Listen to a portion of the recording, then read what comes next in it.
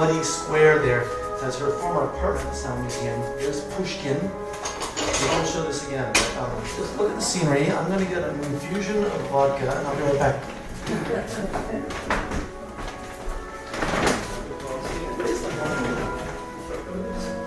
By the way, the song you're hearing is the hymn to St. Petersburg. St. Petersburg has its own anthem. It's the anthem of St. Petersburg. Can you see it?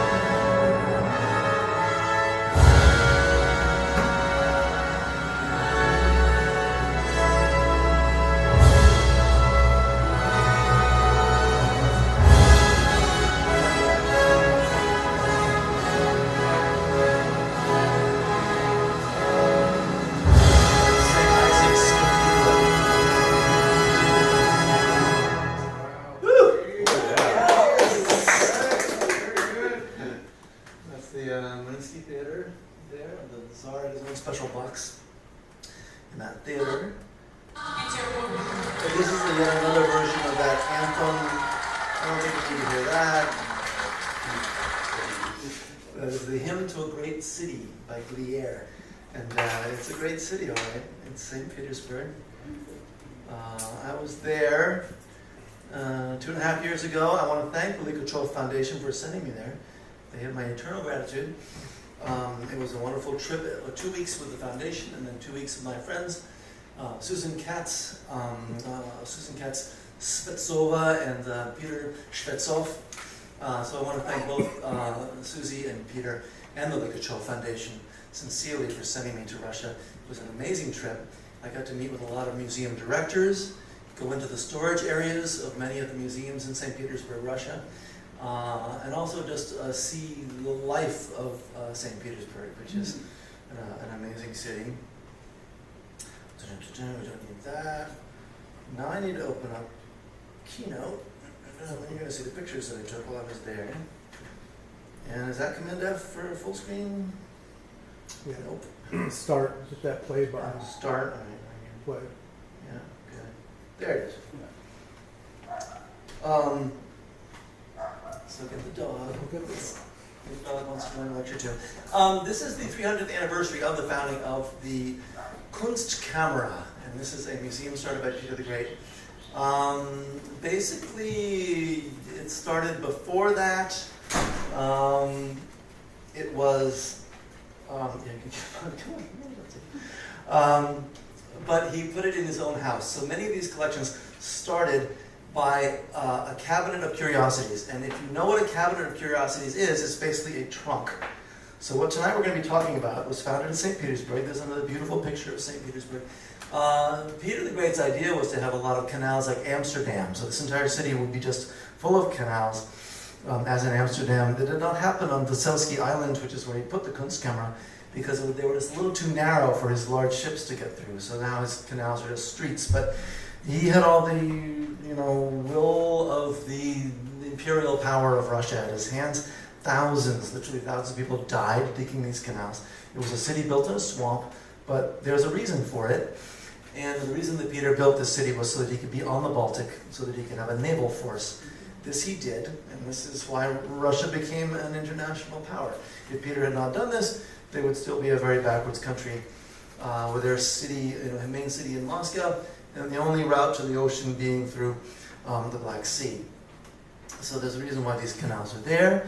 Most people think of Petersburg as the palaces. This is the Summer Palace, which is the new Summer Palace. It's actually a packet of land that Peter the Great and his wife, Catherine, that actually his name, but he eventually became Abraham and was a nobleman in Russia. And this is the great-grandfather of Pushkin. So you see Peter the Great with his hand on this guy's head. He made this North African that was captured into a full member of the Russian nobility, and he eventually married into a Swedish noble family, and then they lived in St. Petersburg, and it was the great-grandfather of Pushkin. So he liked exotic things. There he is as a young man. There is a later painting of him. He was very tall. He had epilepsy. He had a tick in his right eye, so he would always, if you were talking to him and he got nervous, he would start to twitch. And if he got extremely nervous, he'd have an attack, and he would lie down. So he definitely had what we would now call epilepsy. In the midst of expanding his entire empire, there's just no time at all to talk about the entire empire, he did start collecting a cabinet of curiosities. And if you haven't seen pictures of what they actually are, it's very hard to recreate them because there are no photographs of them, obviously. There are some paintings of them, and many of the collections that were cabinets of curiosity were scattered. So here's a very good painting of one. There's a starfish. There are exotic things from around the world. There are glass eyes. And look, there's a fetal skeleton there. And one warning, the fetal skeletons I'm going to be showing you and some of the human infants and fetal deformities in jars are disturbing. So if you don't want to look at infants that are premature and fetal deformities in jars that are 300 years old, that's just a little warning I'm putting out there. Rosalind Purcell is an artist that I've been talking to about this, and we like to think that this type of display that Peter the Great collected were basically showing the fragility of mortality, the fragility of life. And it's fleeting, and we need to enjoy life, and we need to appreciate the moments that we've got here, because eventually it's all going to end.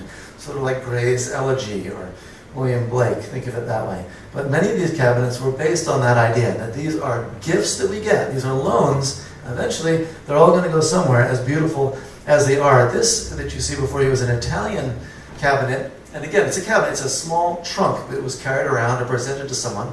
There are a lot of rare corals at the top because we were just discovering, for instance, the Mediterranean Ocean, and the warmer climates give you beautiful shells and beautiful coral. But this particular cabinet is great because on the back side there's a little tiny sink that folds down, and there's a barber's shaving kit on the back of it, so that the nobleman, I believe it was a Metaji that owned this, could also do his morning shave as well as looking at his precious treasures. These were gifts that were given when you went on trips. There were great embassies that were undertaken by Peter the Great. He went to foreign places. He didn't visit France because they were too powerful, but eventually he visited France. But primarily he visited Poland. He visited Italy when he was a very young man. And in Amsterdam, he saw the finest scientific collections of the age. And there is where he met some of the people who were creating these cabinets, and they're going full cycle. There's an exhibit there on the left-hand side in Pittsburgh.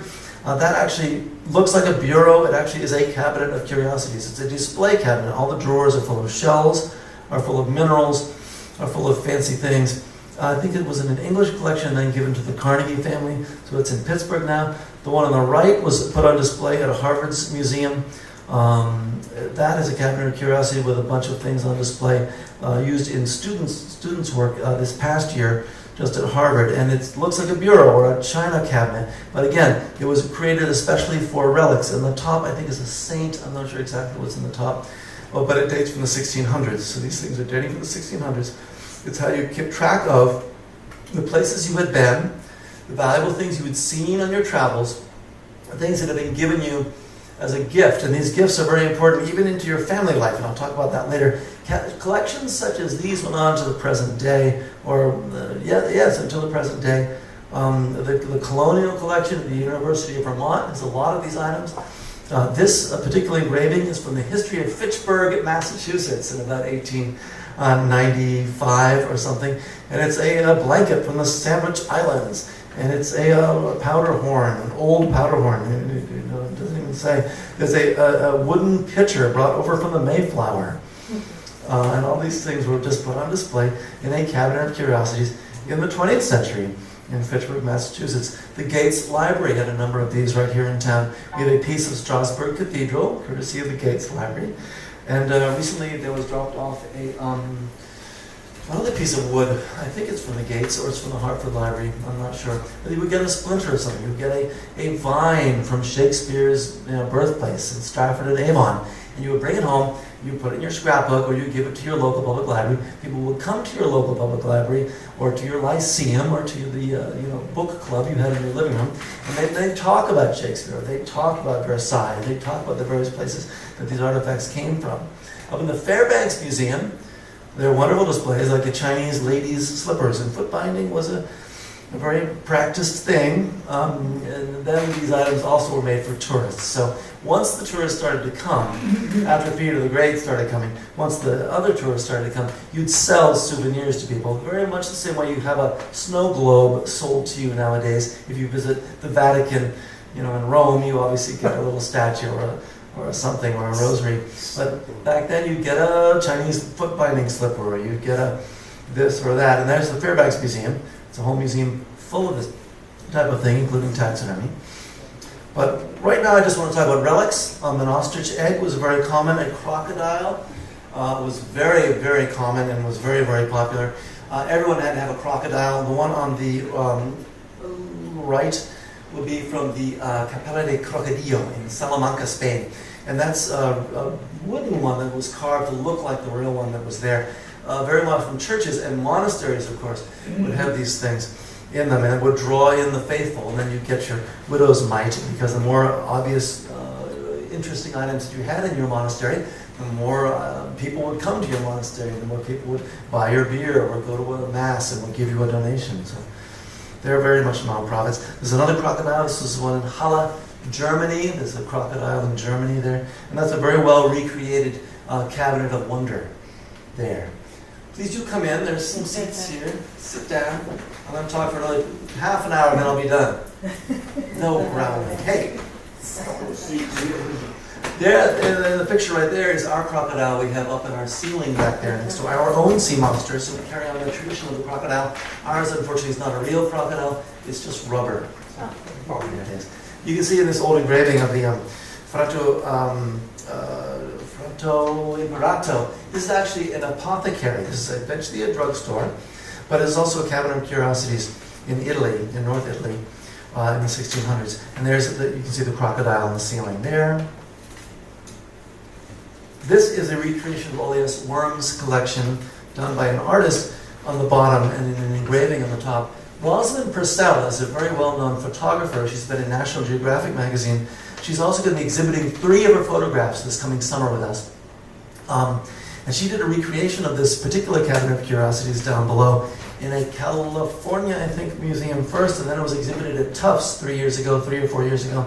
There's a polar bear up there. There are sea turtle shells. We have a sea turtle shell, a green sea turtle, not a really endangered one. But she recreated this cabinet of curiosities. She's incredibly interested in these cabinets, in these oldest museums. They're incredibly hard to research and incredibly hard to reconstruct because we like to think about museums as being museums that have a real catalog and then recorded everything that they put in them. But in the 1600s, no one was doing that. They were simply putting things on display. Particularly when we look back at the old cabinets, you see in the old engravings, there are plenty of birds in these cabinets, but birds are notoriously the most fragile thing that you have in your museum. They're eaten by 3 or 4 different types of mites, or I don't know, maybe 6 different types of mites, and they just go to hell immediately as soon as you put a bird in your collection. But later on, with arsenic and with other poisons, we were able to preserve birds better. But in the 1600s, 1700s, none of their birds survived. So we're very lucky to have her. This is another part of her recreation of the Oleus Worm collection. The collection of the trade scans also was very important. It later became part of the British Museum. This is the Movant Museum. This is in London. This is the very, very early 1700s collection in London. You notice there's an elephant in there. There's coral in there. Antlers are probably from Northern Europe, but they could be from America. Stuff from the New World, stuff from America was very valuable for European collections simply because it was hard to get. And there are a lot of natural history specimens there. This is a private collection. It didn't make enough money. Eventually it was all broken up. This is, however, the Imperial collection of Vienna. So the Habsburgs were able to collect a lot. And it went into their library. It went into their museums. There was no difference between a library and a museum in the old days. There was absolutely no difference at all.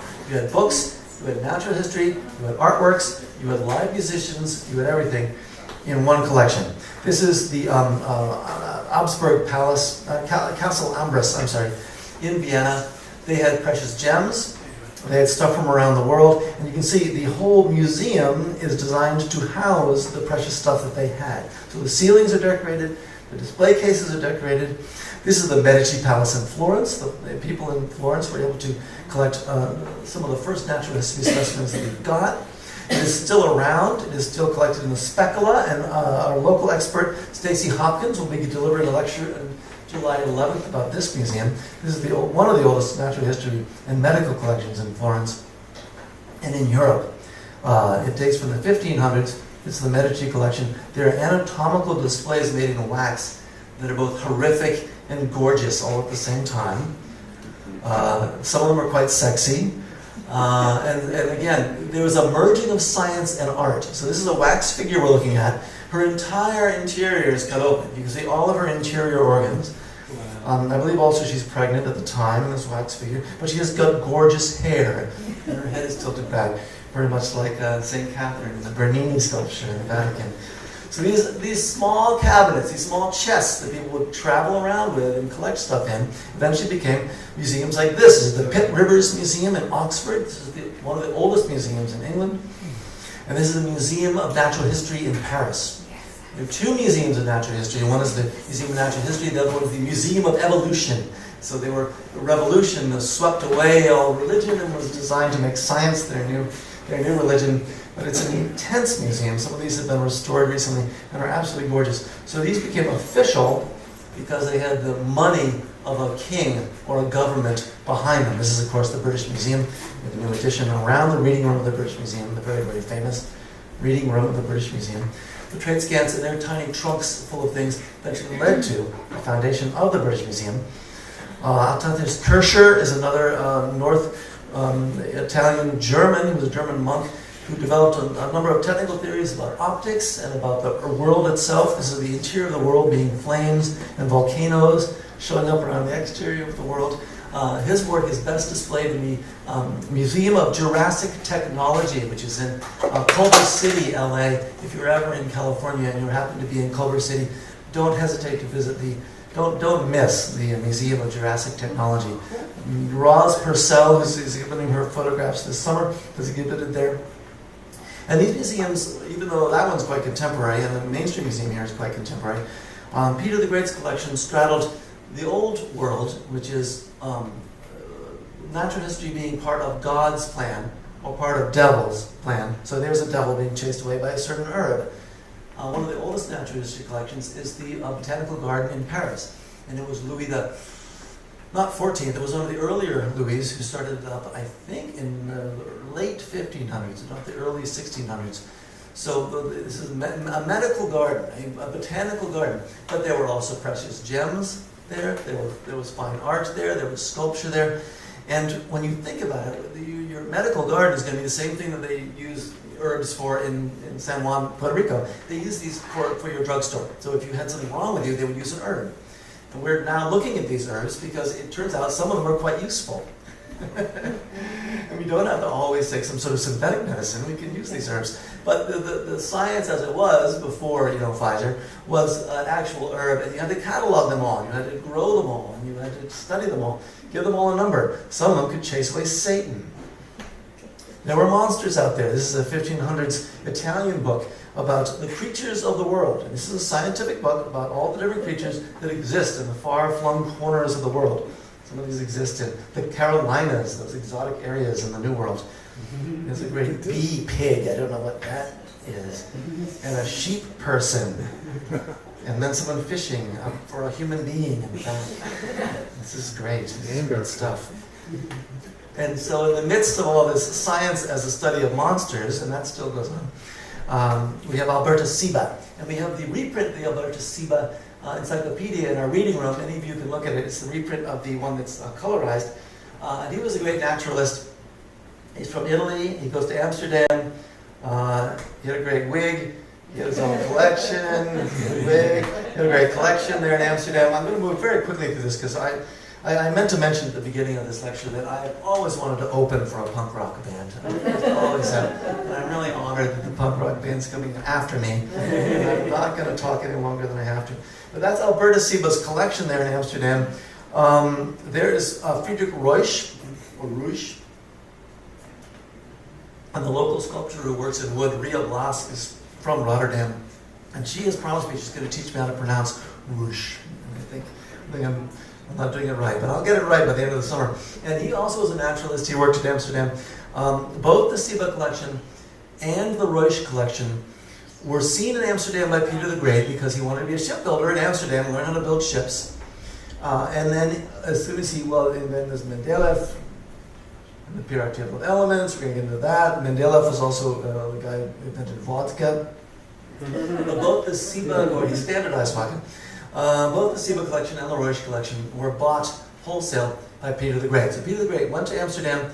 He brought like 200 to 400 Russians with him. He had a great ambassadorial collection of people he brought with him, including midgets and giants. He loved midgets and giants. They loved the ice skates. They'd never seen the Russians. They'd never seen ice skates. This is great. We have lots of ice in Russia. You can go really fast with the ice skates. Russians, however, were not familiar with thin ice. They had never seen thin ice, but they were Russians. What do they know about thin ice? And so with their heavy fur coats, and they brought lots of furs with them whenever they went to other parts of Europe, they would fall into the cold water, the rivers and the canals. They just fall into this frigid ice water filled with thin ice because they were big Russians. They fell through the ice. Then they would get out, they'd get them out, and then they would start skating again because they loved skating. And the Netherlandish people would say, "Don't you want to change your clothes?" And Peter the Great and the Russians would say, "Why? Why would we want to change our clothes. We like, they're having fun. They don't mind getting cold. So when Peter the Great came home, what he did was he built a palace, he built a cabin. He built a shipbuilding, warehouse on the banks of the Neva. This is on the Fontanka River. He built his summer palace, which is not the winter palace, which is where the Hermitage Museum is now. But just down the street, just down the canal from that, he built this little summer palace. And as you can see, it is very much in the Dutch style. It is very classical. It is not looking at the wilds of Russia. We are looking toward Europe. So you look at the architecture of this. It does not look like his little cabin, which is what he liked to live in. There he is again. It looks like classical Palladio. It looks like Italian architecture. It looks like the bookplate architecture that people were building all over the Enlightenment. And this is truly the beginning of the Enlightenment. Ours, comes around a little bit later with our own revolution, but in Russia, this is happening right around 1700, 1710. Peter the Great is that early. So in his house, and it was closed while I was there, so I never got to go inside it. And so recently I've been able to get an old Soviet publication of some interiors. Nowhere on the internet can I find the interior pictures of this palace. I want to go back and see the inside of it, because that's the palace. That's one of the rooms, and as you can see, what looks like a china cabinet was probably a cabinet built for the display of curiosities. So this looks remarkably like the other cabinets of curiosity we saw. He would have stuff in there, precious minerals, precious gems, rare shells from around the world. This is more a salon where he would entertain visitors. In his museum, he always believed you should have a cup of coffee, some Hungarian wine, and some sweets. Notice the stove in the back corner. All Russian apartments have these huge ceramic stoves in them if they're over a certain age, and that warms you in the very, very cold winters. And that's his metalworking tools there. He was a great lathe worker for actually lathing, brass and copper and metal to make machinery. He loved to make machinery. He spent hours at it. There's a later painting of him. I think this is a painting from 1910. In the summer palace in the background. He's going around his gardens there, having a great time. He was very tall, but he liked little people. So there's a dwarf in the front, and you see in the background there are more little people. He would dress them up, and they'd be part of the court. Nothing pleased Peter the Great better than having a big banquet and having a midget, sometimes in a state of undress, run down the middle of the table and pour your wine for you. He loved little people. After the summer palace, the collection went into the Kikin Palace. He was very concerned that his son was trying to take over the throne from him early. He actually had his son banished. He also had his sister banished earlier, and she was spent her life in a monastery. His son actually was banished to a monastery, and he died suspiciously of an extreme case of hemorrhoids. We think he was probably murdered, so Peter the Great murdered his own son. The nobleman that owned this palace was maybe involved with a plot, or maybe not. Peter had fits of rages that he would go into, and he would murder everyone around him. So after the owner of this palace was murdered, he took it over for his own cabinet of curiosities. The summer palace, by the way, this dates from 2014. So I do want to mention 2014, that's what we're celebrating the 300th anniversary of. He finished this house in that year, and that's when it opened to the public, all these collections of curiosity. It moved to this Petrin Baroque palace. This is a very, very good example of Petrin Baroque. So it's a little bit Baroque, a little bit curly cues at the side, but it's all very rational, it's all very symmetrical, and it's very indicative of the 1720s, 1730s in Petersburg. This is his another summer palace, which is out on the Baltic Sea. And this is the house he built for him to live in. This is a palace. Before the grand palaces were built, this is what Peter built. So you compare this to the huge ones, and it's much, much smaller. The only real comparison I can give to this, and notice that arcade there. Again, this dates from the 1720s. And so this one's a little bit later. Does anyone recognize this? This dates from the, 1780s. This is the arcade at the University of Virginia. And there you have it. That's where Edgar Allan Poe and everyone lived. And Thomas Jefferson designed this. So Thomas Jefferson and Peter the Great are both inventors. They're both architects. Peter the Great pulled teeth and was a taxidermist. I'm not sure if Thomas Jefferson ever pulled teeth or he was a taxidermist. But he certainly was an inventor and invented many things, including an automatic writing machine. But Thomas Jefferson also collected things. Those are busts of his friends, such as Voltaire and Lafayette. And he also collected horns from the Lewis and Clark exhibition, and those are mastodon bones. You can see in the glass display case, those are mastodon bones on display in the front lobby of Monticello. So when you go to Monticello, you're dealing with the same type of personality as Peter the Great, and those are Cherokee, I want to say, skins, either Cherokee or Choctaw skins up there. He collected Native American stuff, a whole bunch of archaeological stuff, and that's the rotunda, of course, of the University of Virginia. Just look at that, and so we're entering a new world. We are entering the Enlightenment. We're starting to think about science. We're starting to think about rationality as this ordered, very measured thing. And the idea behind the Enlightenment really is you can take every single piece of the universe and you can study it and you can understand it, whether you're putting it in your museum or not. You can put it in an encyclopedia, you can record it somehow, but the Enlightenment really believed that you can take every piece of everything in the universe and you can understand it. And I doubt any of us believe that anymore, but it's a noble idea, and it's certainly something we should strive for. Again, that's the floor plan of the University of Virginia. So Peter the Great has his foot in the Enlightenment, and he has another foot back, looking back into the old world. Or maybe Russians are just, they like a good party. Those are more of his little people dancing the marriage of dwarfs. As Peter the Great, and shipbuilding. And there's more vodka being drunk than shipbuilding. But this is the building that he built. Eventually, in 1724, he opens up the Kunstkammer in its own building. And this right here is the first purpose-built museum in the entire world. This is the first building ever built for a museum. And it's extremely rational. There are two wings. You can see the chimneys there that go up to heat it. But you can also see in the first level, you can see an examining room, which is a medical examining room, and a scientific lecture room. Above that, there's a globe. Peter the Great married his daughter to one of the Holstein Gottorps. This globe came from Holstein Gottorp. They had to create whole new roads to Russia to get this globe back to St. Petersburg, Russia. And there it stood in the Kunstkammer. It's now in the cupola of the Kunstkammer.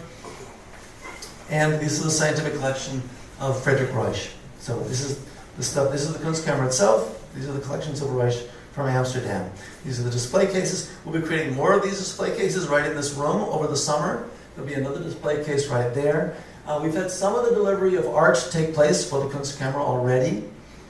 And we're going to have more throughout the summer. So July 11th, we got a schedule back there. July 11th is the next lecture. And then the main Russian feast will take place in August. So this summer, this whole summer into the fall, will be our celebration of this wonderful museum. On the left-hand side, you can see a recreation.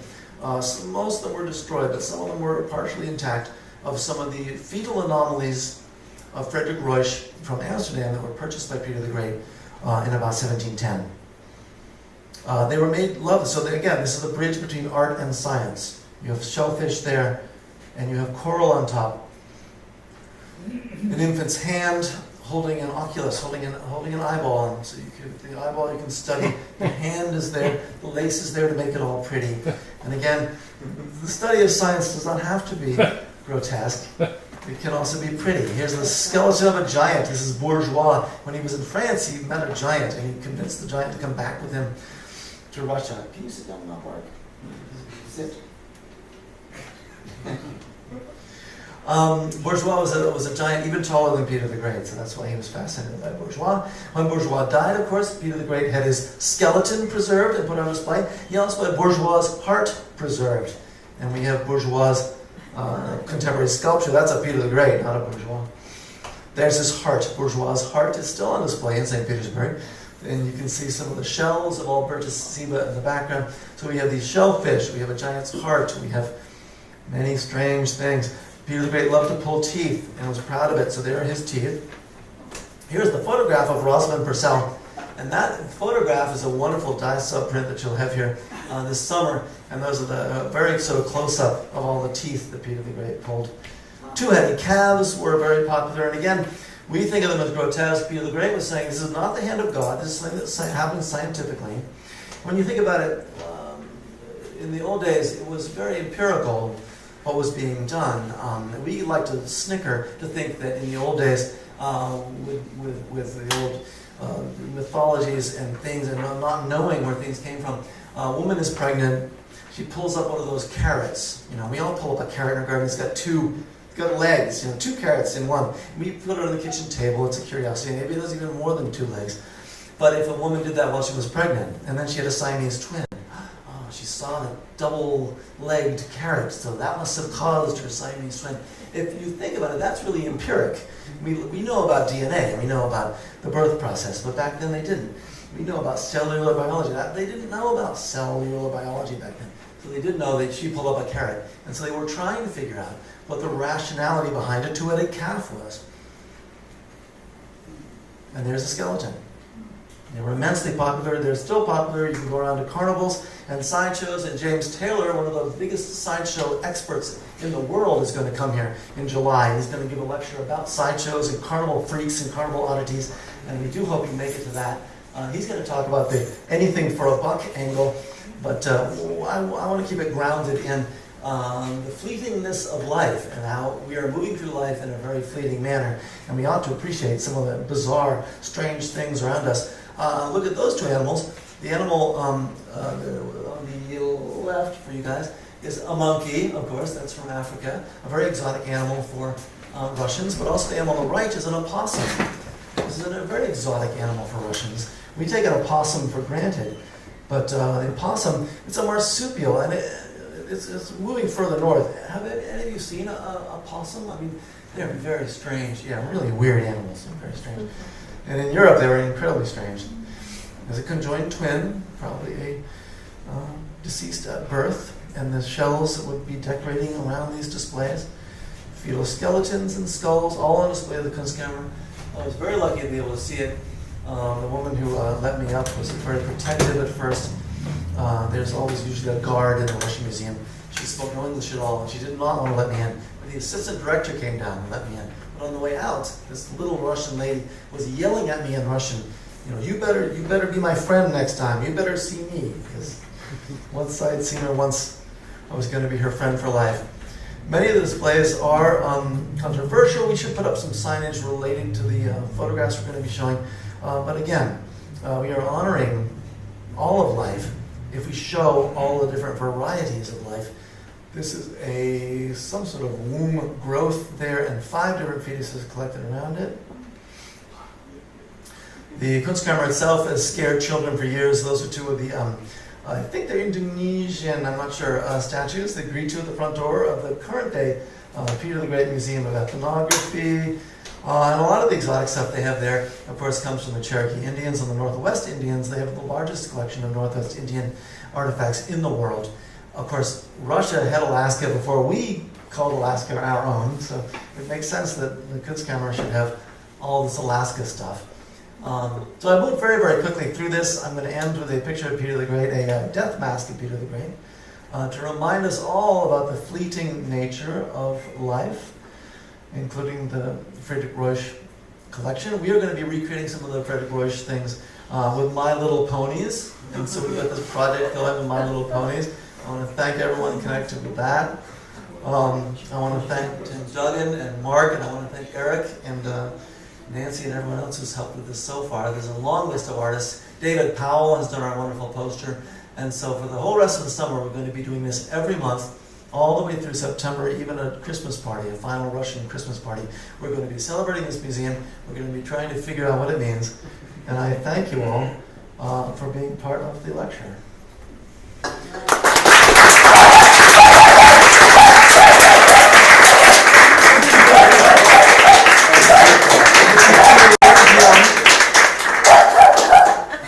I'm not going to play the official Imperial Hymn of the Tsar's family. This is the Imperial Hymn from the Romanovs. This was actually written 4 years after Peter the Great died. So Peter the Great never actually knew this hymn.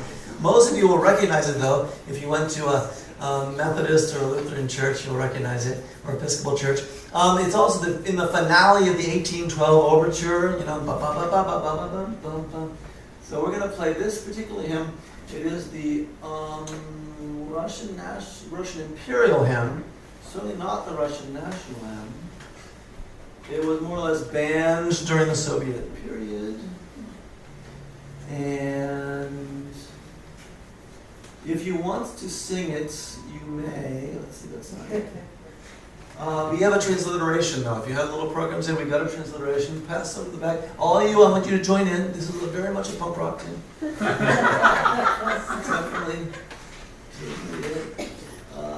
Is that it? That's not it.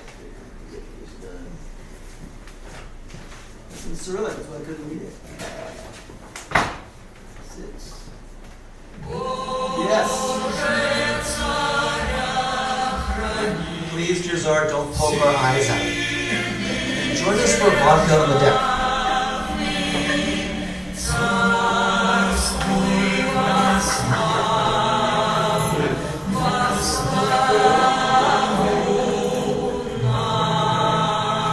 Anyone know Russian? Anyone know Russian?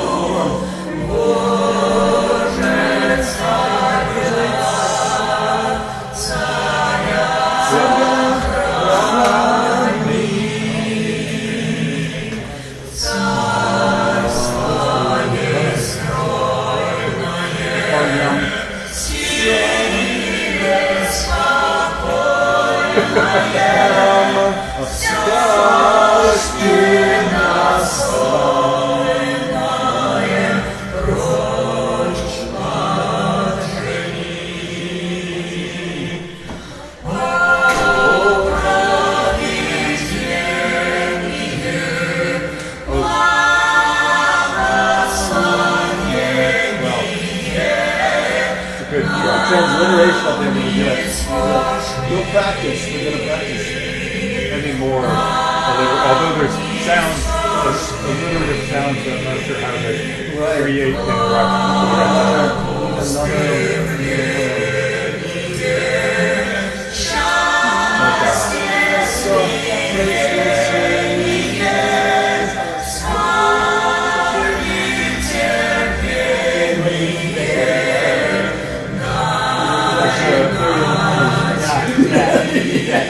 the sound is something that I'm not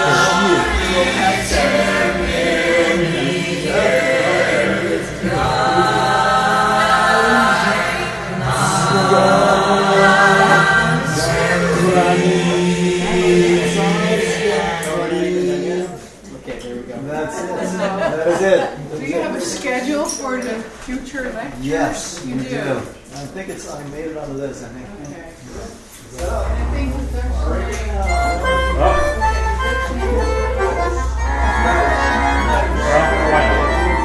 I have nothing to do about that.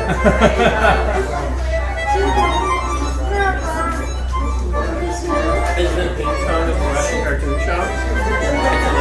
Is this the